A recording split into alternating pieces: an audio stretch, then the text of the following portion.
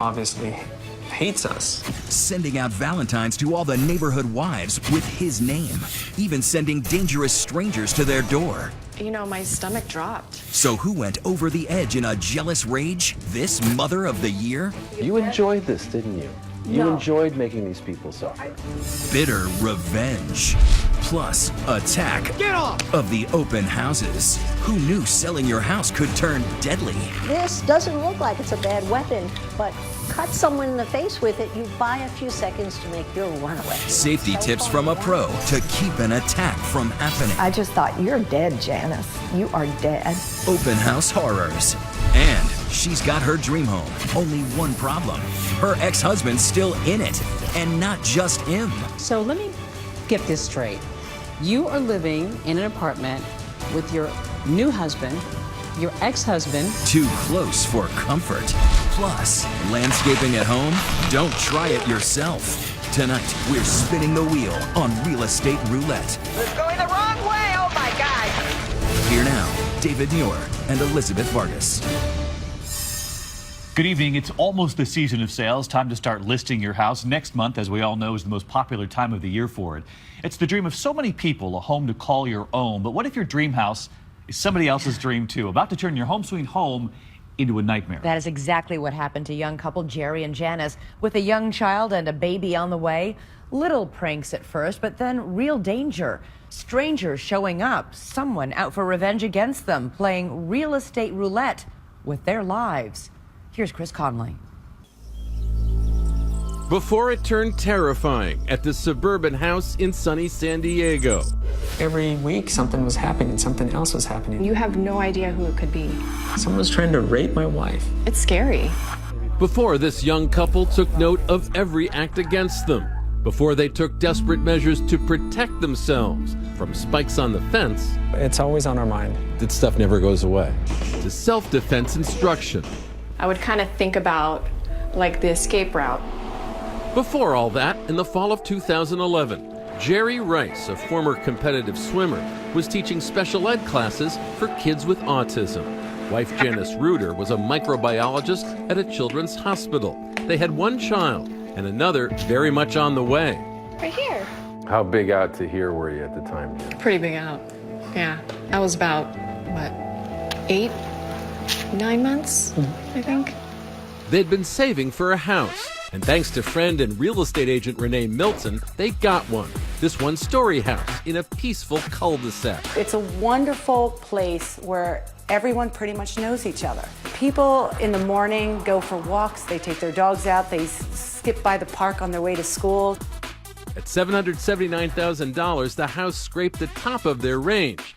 But it was amazing. It was like, what? This is ours? We were going to raise our family in the house. And we're going to start really soon. Yeah. A home is a big deal. To purchase a home is a huge deal. Excited for the imminent arrival of daughter Avery, Jerry says he barely noticed the unusual note that would be a kind of introduction to their nightmare, a note that came to the house in their first month here. It basically said that someone was willing to offer up to $100,000 to buy our home from us. $100,000 above the price that you'd paid for it. I threw it in a cupboard. Our daughter was overdue. Only then, something a little creepy. The house turned up again for sale on the real estate site Zillow under an obviously fake realtor's name, Jacques Arce. Jerry called me one day and asked me if I had listed their home on Zillow for sale. I couldn't understand who would take a home that we purchased and put it online. That was the start of an escalating harassment campaign. Next, $1,000 in bills for bladder control products and magazine subscriptions arrived. The mail stopped entirely. There was an online ad for a New Year's Eve party at their home. Tame stuff? Maybe. But the Rices got the ominous big picture. Someone was targeting them and wanted them out. Who was it that wanted them out of this house so bad? And was it just one person? Someone was trying to harass them to where they would leave this property. Next, an attempt to get the Rices' neighbors angry with them. A Valentine's Day card, the ideal way to share a little love with that special someone. Only Paul Abel, one of the Rices' neighbors, didn't see it quite that way because the card was sent to his wife, Tanya. Wait a minute, Paul, it wasn't from you? It wasn't from me. What did the Valentine's Day card say, Tanya? It said, "Love, Jerry Rice." Paul hadn't even met Jerry yet. Yeah. He decided to change that in a hurry. He got mad, went right out the door and went and knocked on their door. He's not the jealous type, but he left the house in 5 minutes. Fast. Here's this guy that I have a beautiful wife. She's mine. And who is he sending her a Valentine card? In fact, Valentine's Day cards purportedly signed by Jerry had been sent to every wife in the cul-de-sac. You know, it's the same thing I said to everyone. I'm really sorry we're getting harassed by someone. Someone obviously hates us. But who was the hater? With 2 children to protect, Jerry and Janice would never forget the jolt of fear they felt as a cop gave it to them straight. He said whoever was doing it was probably pretty sick. They were probably watching. And that sent chills down my back. Having the police officer tell me that, you know, we need to watch out for our children. It's scary. We were very suspicious of everyone. Jerry sprang into action. He locked the mailbox and set up surveillance. We didn't know who was messing with us, and they could be coming up to our front door. So we put up security cameras. This gate offered extra security, but week by week, their sense of siege worsened. What next? Who was watching? It all haunted Jerry. He became very distant and really focused on trying to protect our family. He would be up a lot during the night. Check all the locks around the house, and then check on the kids. What was it like one of those nights when you just sort of ask yourself, why is this happening to us? Janice asked that a lot. Why is this happening to us? And I was more concerned of who was doing this and where they were going to attack us next.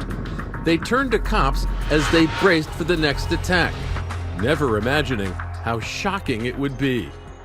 This is your picture, and these are the words underneath it. Carmel Valley Freak Show. Come see me during the day while my husband is at work, and we can get our freak on. You know, my stomach dropped. I was like, oh, okay, now my photo's on there. That's very personal. And your home address, where your children live. Right. Then, while at work, Jerry got an urgent message from the police. To come back to the house because they had some information to share with us, and they wanted me there with Janice. Men had responded to that online ad and been in touch with someone pretending to be Janice. This is what one of them had been told. Just stop by any Monday, Friday, 9 a.m. to 3 p.m. I like the element of surprise. Someone pretending to be you. Right. Did it occur to you at that moment how much danger? Oh, yeah. Who was that strange man at the front door? And who was behind it all? By this time, they had growing suspicion.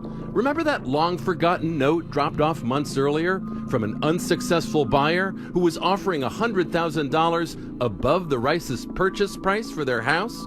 Was that a clue? What was the name on that document? Kathy Rowe.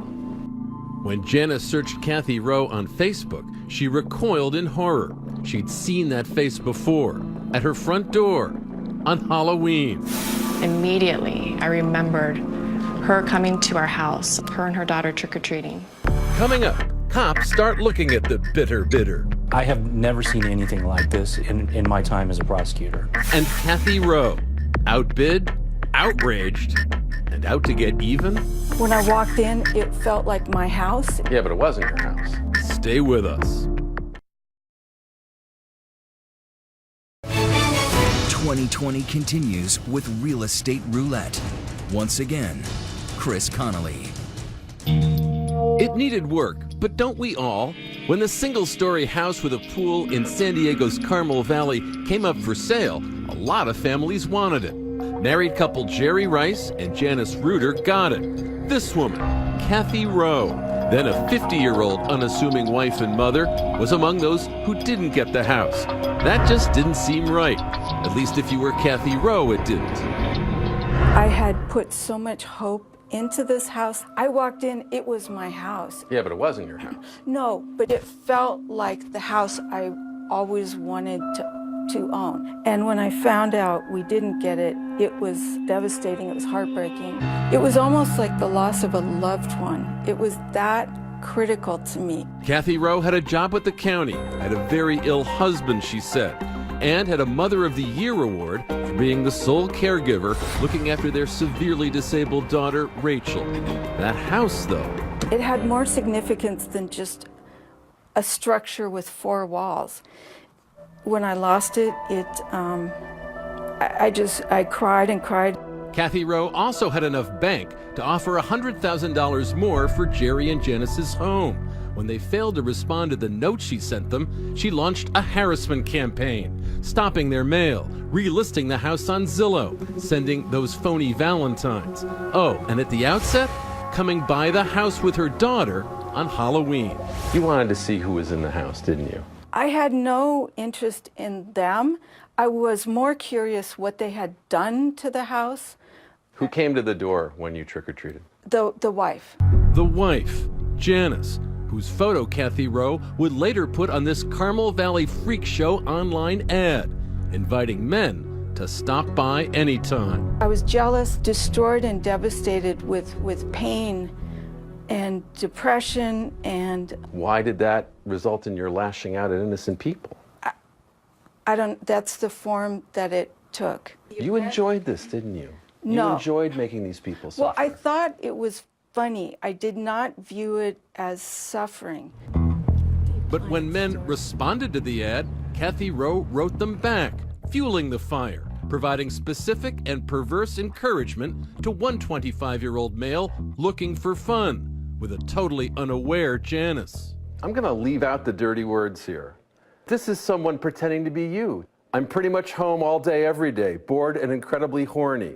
I love to be surprised and have a man just show up at the door and force his way in the door and on me, totally taking me while I say no.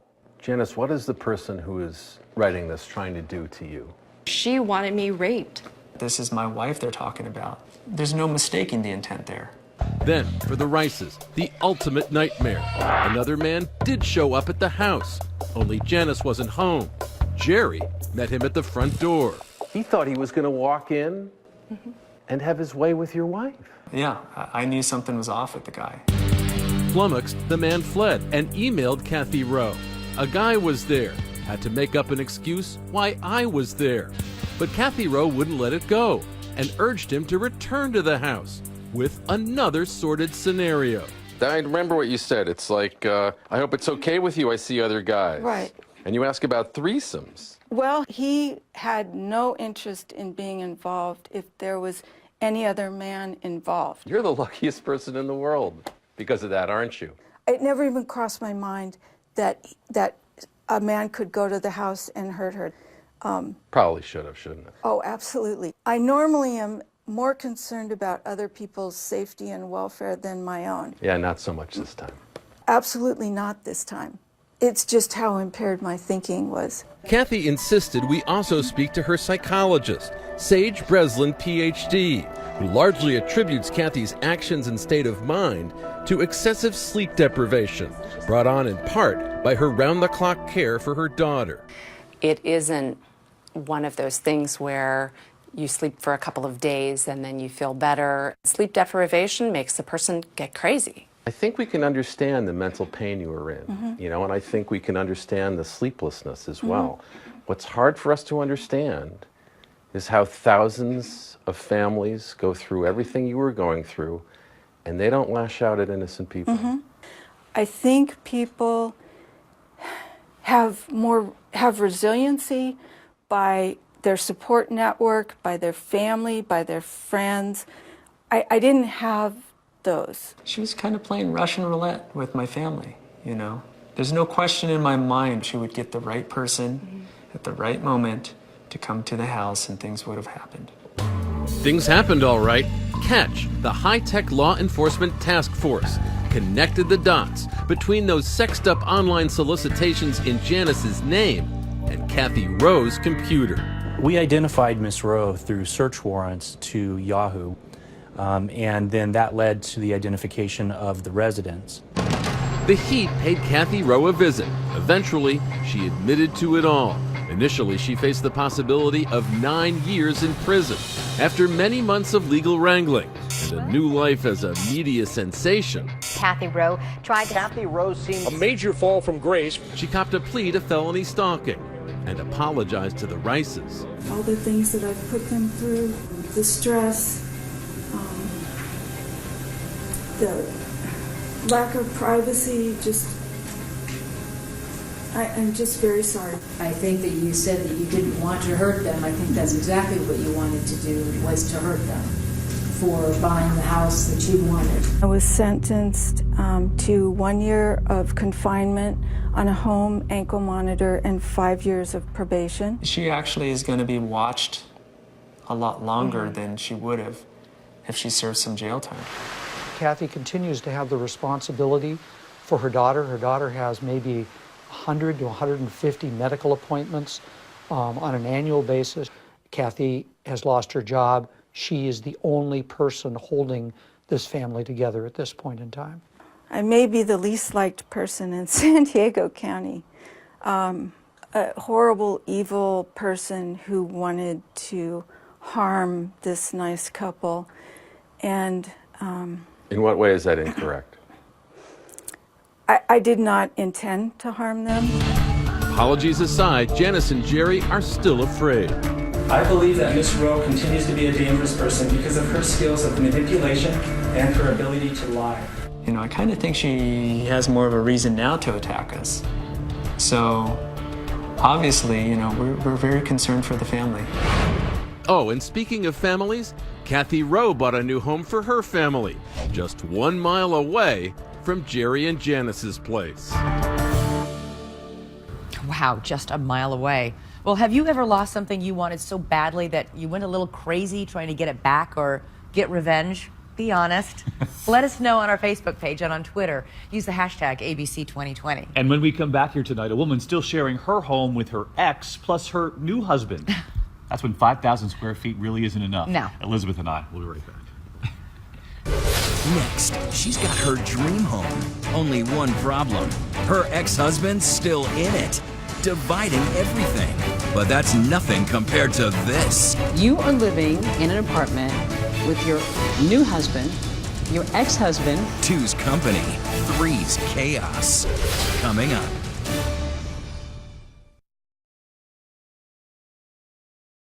After a divorce, it's often all about dividing up the estate. But what about when a divorced couple continues to live together?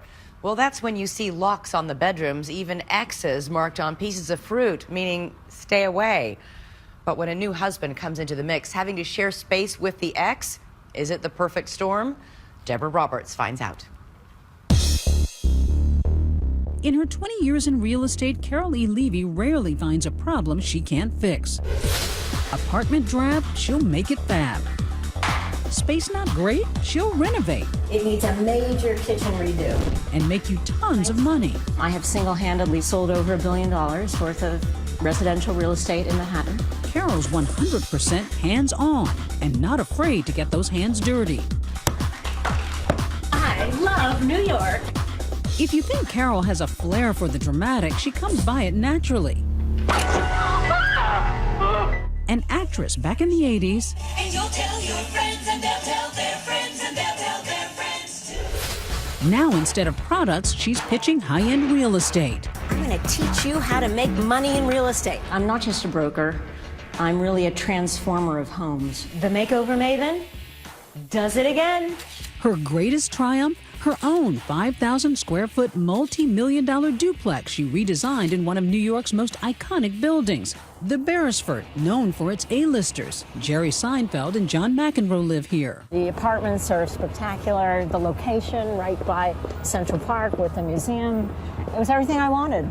You know, it has a magical castle feel. It really is a wow apartment as soon as you walk into it. I saw it as the perfect dream home.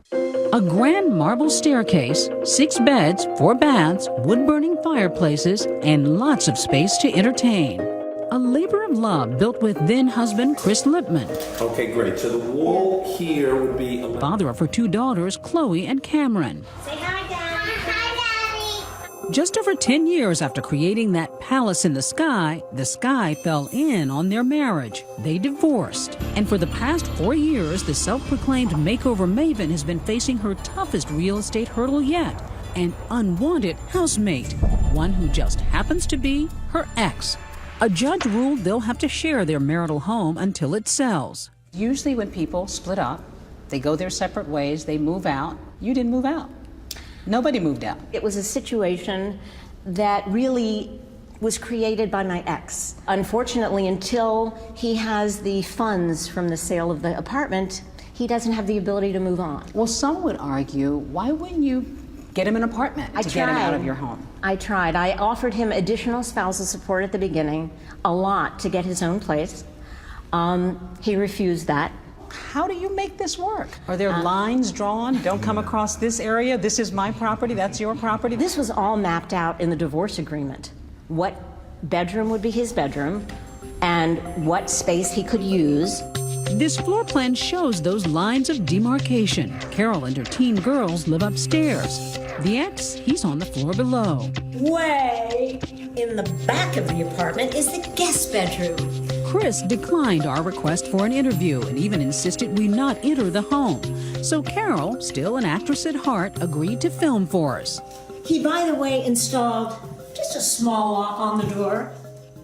Is there anything about the arrangement that's toxic for your daughters, do you think? There's nothing at all toxic. I think it's been healthier for them that the divorce wasn't suddenly, abruptly daddy moving out. But there's got to be something tough about the arrangement. There are some times when his presence there, I do feel is intrusive on my life. Like if I am in the kitchen and I want to go in there and he's there. And yeah. Does he ever cook something in the kitchen that you don't like or that's smelly or leave dishes around the kitchen, or do you ever run into those day-to-day little... Well, he doesn't clean up after himself, and I do pay for the housekeeper. So there is a little resentment there. In fact, it seems most of the friction happens in that shared kitchen. Let's call it the demilitarized zone. Lines have been drawn, but where? Let me show you. He marks his food, every piece of it, with an X. Oh, don't touch. Splitting up without splitting isn't as uncommon as it sounds. In this economy, a growing number of exes can't afford to live apart. But Carol's situation may top them all. Recently, she met her new Romeo. Or Jolio? Wherefore art thou, Jolio? I'm down here, my love. Wait, he may resemble her ex, but this is Carol's new love, Joel Gorin. They married, he moved in, and 8 weeks ago, baby Chase joined the fun. It's a pre-war apartment with a very modern family. So let me get this straight. You are living in an apartment with your new husband, your ex-husband, your daughters, and the baby. Yep. Well, Joel, let me ask you, because this is a very strange arrangement. Do you bump into your wife's ex when you're going to the kitchen to get something to... You really do? Yeah, and then he'll say hi or good morning, and I'll say the same thing back, and that's about it. Is it awkward? It was originally, but I've accepted it. Your house is on the market for a lot of money, close to $20 million. Yes. Your ex-husband has suggested that you've kept the price beyond what it needs to be so that you don't have to sell the apartment. Absolutely not. It appraised for $21 million. I am the expert of the building. I know what its value is. How long before you get this deal done? It'll happen soon. I would say within the next few months, there should be a deal on it. When that big deal finally happens, Carol's ex will walk away with almost half that fortune.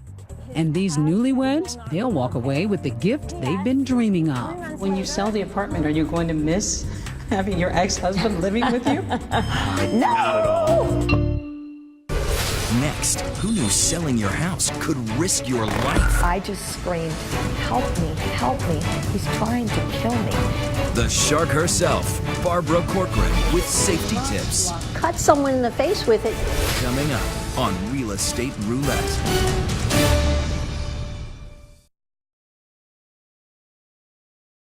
Hard to believe, but even in this cold snap, people are already getting ready for it, putting their houses on the market. As I mentioned, March is the most popular month to do it.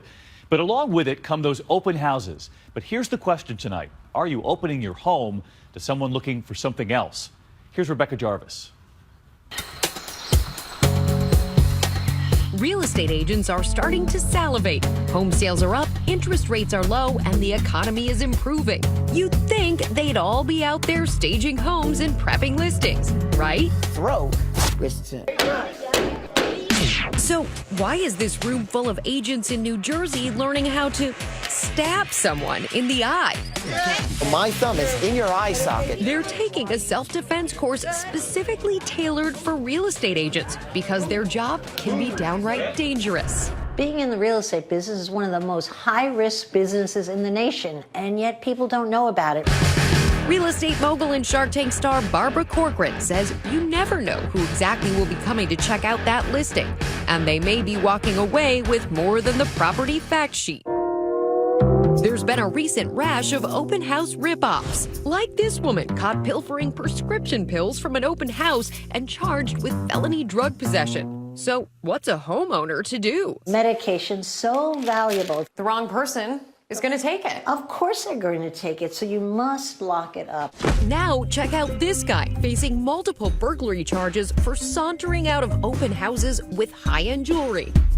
His lawyer told ABC News his client is innocent until proven guilty. There's nothing wrong with leaving out a jewelry box, but make sure you have junk jewelry inside, not the real deal. Why junk jewelry? Because if you empty out the whole jewelry box, someone sees it, oh, there's the jewelry, oh, it's not here, they'll start looking to find out where the jewelry is. But the danger isn't limited to homeowners. Police say the realtor who was kidnapped was traumatized. The agent you've hired to help you buy or sell your house could easily end up on the 5 o'clock news. A local real estate agent says he did not think he would live to see his family again. And it's not just dangerous, it can be deadly. In the last decade, more than 20 real estate agents were murdered, according to the U.S. Bureau of Labor Statistics. Take the case of Beverly Carter, an experienced real estate agent who disappeared from a Little Rock area house she was showing last October while allegedly meeting a potential cash buyer. Did you kill Beverly Carter? No. After a days-long search, her body was found in a shallow grave. The man accused of her murder giving a perp walk statement and later pleading not guilty to capital murder. Why Beverly? She was a rich broker. Are real estate agents sitting ducks? They are. Nothing is more essential to the real estate business than a new customer. And a new customer could be a good customer, or it could be the wrong customer. And it's mostly female agents who are meeting Mr. Wrong Customer.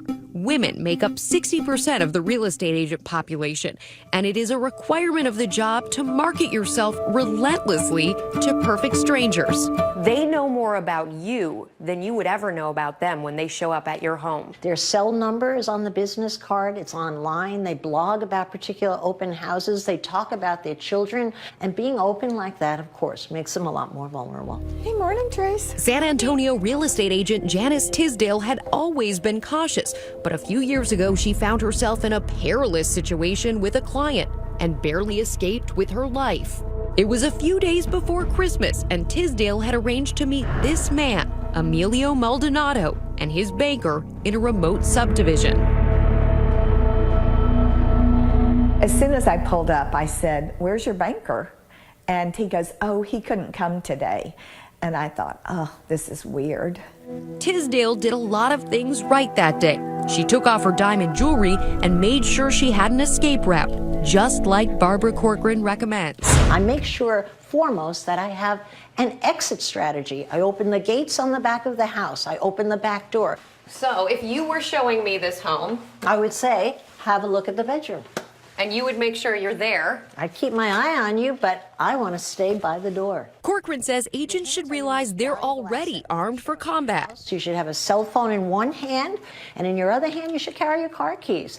This doesn't look like it's a bad weapon, but cut someone in the face with it, you buy a few seconds to make your runaway. As Tisdale and her client toured the vacant house, Tisdale's instincts were telling her to bolt. And finally I said, we really need to go. And I reached down to pick up it was a lockbox. That's when he struck me over the head. Maldonado was wielding a tire thumper used by long-haul truckers to check tire pressure, and now blood was gushing from the back of Tisdale's head. Maldonado held the 64-year-old grandmother hostage for 45 minutes until she was finally able to use her remaining strength to break away. I was screaming. I just thought, you're dead, Janice. You are dead.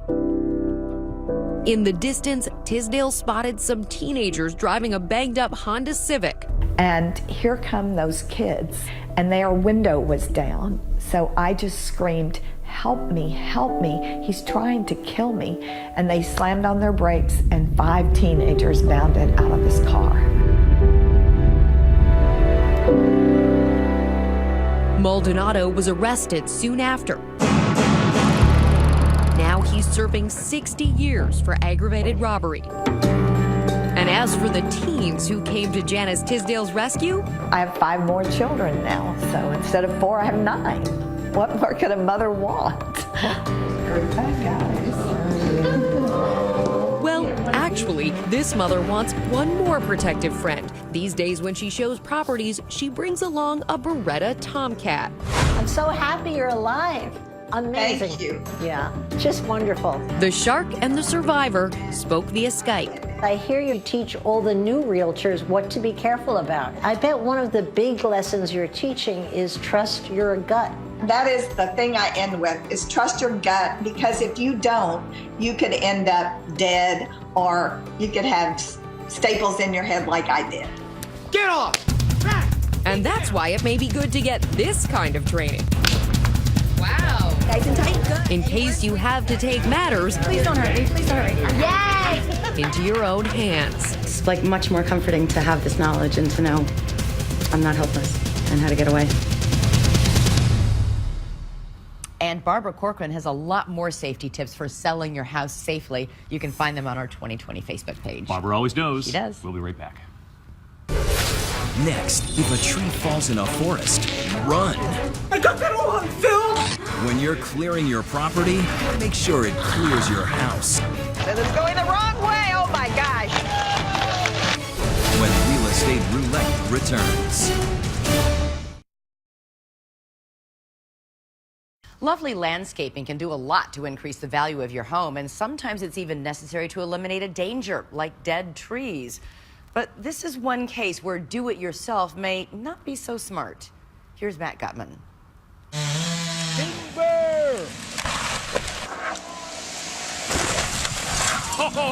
This grove of Douglas firs is laying waste to somebody's house. What's up with that? To understand, I'm scrambling up the side of this 85-foot white oak. Just try to lean back and go easy. To meet up with Mark Chisholm, 3-time world climbing champion and a spokesman for Steel Chainsaws. Wow. Welcome to my office. This is where you work, huh? This is it. So what do trees have to do with real estate anyway? You buy property, you're gonna have trees, and they're usually close to your houses and everything else. You gotta have the ability to maintain your property. Trees can be the ultimate real estate nightmare. Oh my God! Just one bad storm can send them crashing down almost anywhere. It hit your car, oh my God! Oh my God! I got that all on film, you guys.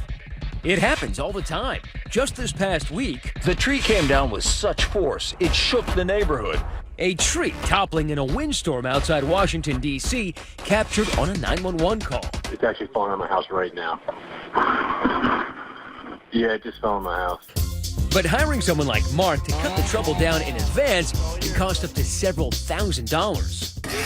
Too expensive for Juan Morales of Lakeland, Florida. They wanted $2,000 per tree. I like, oh, no, I can't have this. He saved a fortune renting this equipment. Unfortunately, professional expertise was not included.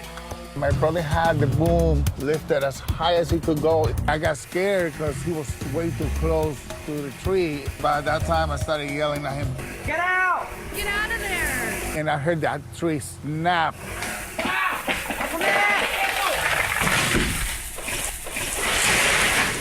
Wow.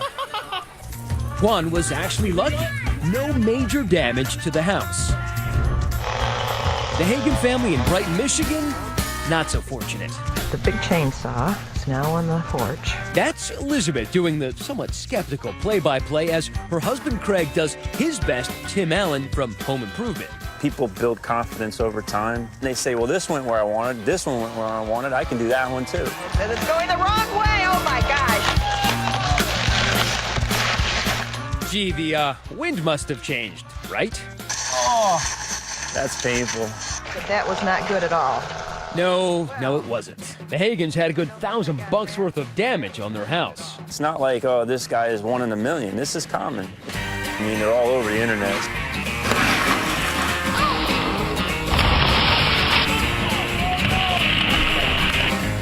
Trees crashing into large homes, small sheds, and whatever else. Oh, no.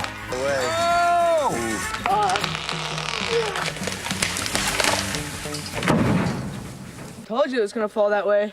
The good news for all you apprentice Paul Bunyans out there, if you destroy your house with a tree, insurance is supposed to pay. However, if you miss the house itself and only destroy the front yard, you're on your own. When it's not your house, it's oddly compelling to watch. There goes your power, fool.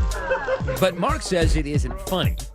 A lot of people get hurt or killed by doing this. It's a big problem. What are they doing wrong? A lot of people come to a tree, they say, this has got to be simple. You just slice right through it, right? Yeah, and that's a mistake. You can't just... Mark says cut straight through, the tree just falls where gravity takes it. For control, you need to start with a face cut in the front of the tree, a back cut in the rear, and never ever cut through the middle, called the hinge. You can teach someone how to do this in a day. Yes. Mark is going to show me on this 45-foot white pine already slated to be removed. Here we go. Stand back. Yep. Got it turned on, huh? There you go.